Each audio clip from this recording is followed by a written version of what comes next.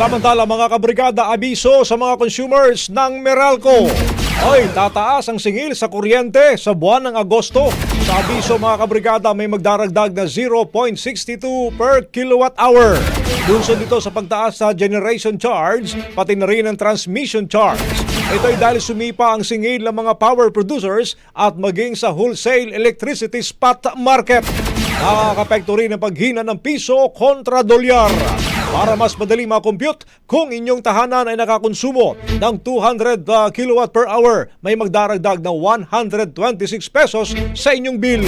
188 pesos naman ang madaragdag sa mga nakukonsumo ng 300 kilowatt per hour at 251 pesos naman sa nakukonsumo ng 400 kilowatt per hour at 313 pesos sa may konsumong 500 kilowatt per hour. Brigada Balita Nationwide sa tanghali. Brigada Balita Nationwide. Ang bahaging ito ay hatid sa atin ng Guard C Plus with Zinc Capsule. Always protektado ang kalusugan.